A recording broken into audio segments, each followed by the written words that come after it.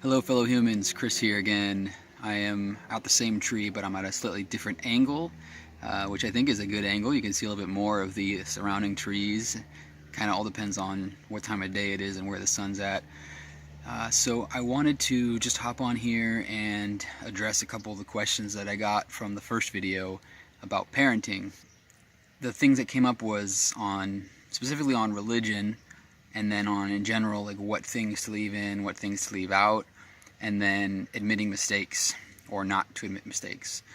So basically my thought on religion kind of goes in line with my answer to what to leave in, what to leave out, which is I leave out anything that has to do with personal beliefs, not moral things, not being kind, respectful, telling the truth, not those kinds of things. But when it comes to subjective beliefs that are very personal and not necessarily evidence-based, religion being one, I don't really say anything.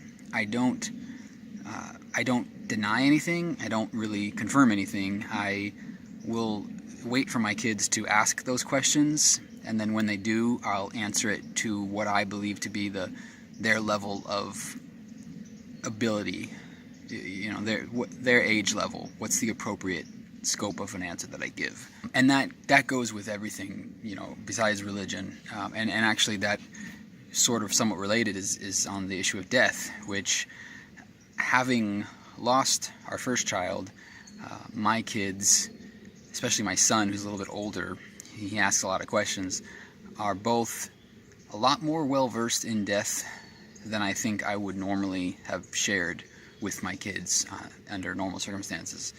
But they ask about their sister because we have pictures of her.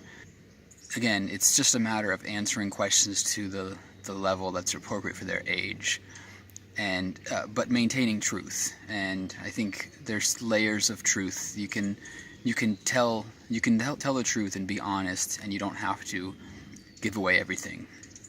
I don't lie about my life here on the internet, but that doesn't mean that I'm telling everything all the time. So I think that's mainly what it's about. When it comes to things like politics, it's kind of the same thing. I don't talk politics with my kids. However, I did talk about Donald Trump with my son last year in the context of the kind of person that I want to role model for my kids, because young kids, they see everything. They catch everything, even the things that we don't think they catch. My son will say things that I don't remember having said, but apparently I did say it, and I have to catch myself and say, okay, I need to be more careful about what I say. And he is observant, and he saw things and heard things that the president would say or do, and he picks up on those things. And so I just wanted to make sure that my son knew that his behavior wasn't the kind of behavior that I would want to model for my kids and hope that my son would grow up to be like. But that's keeping politics out of it. That's just purely going on the behavior. So that's kind of my general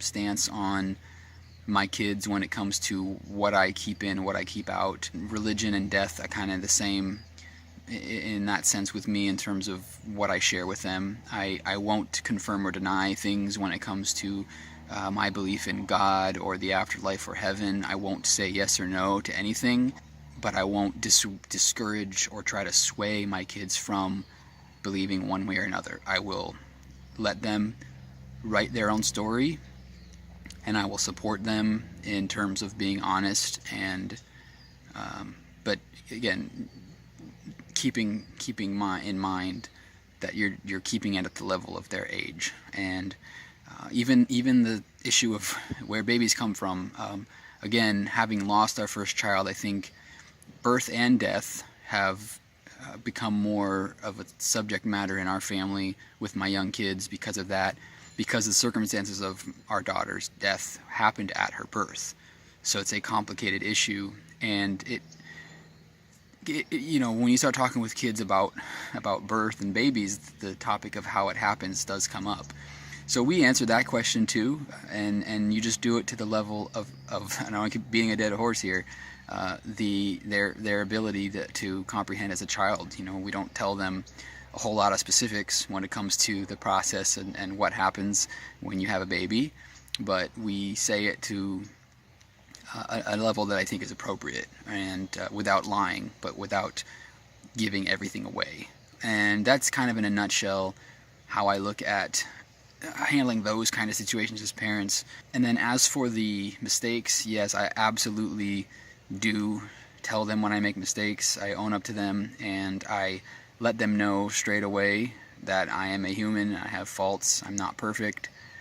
And I even tell them, if I do something that is wrong, that you think is wrong or is not being the best of myself, let me know, and I'll try to correct myself. And they have that comfort knowing that they can talk to me, they can approach me, they can confront me if necessary, and I will not shut them down. I won't make them feel guilty. I won't act like I'm better than them or that they can't have a say.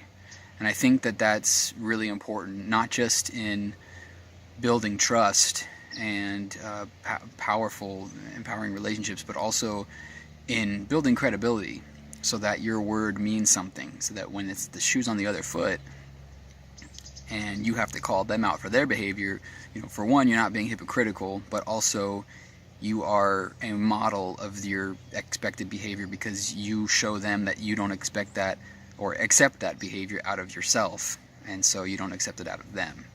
I think that's really important. I think that if you try to rule over your kids with an iron fist and act like it's your way or the highway, and never allow them to question the why, you're setting yourself up for some problems down the road, because you're going to build resentment, and your kids aren't necessarily going to trust you when it comes to the important things. So that's in a nutshell my thoughts on those things. Please let me know if you have follow-up questions. I am keeping it fairly brief, but hopefully that gives you a little bit of an idea of kind of what I'm about, and I appreciate it. I really enjoy the questions. Please keep them coming. Bring me some more. Give me something to talk about. And I hope you all have a great rest of your day. I'll talk to you again really soon. Please, if you're able to, try to help a stranger today, or just do a random act of kindness if you can. Thanks.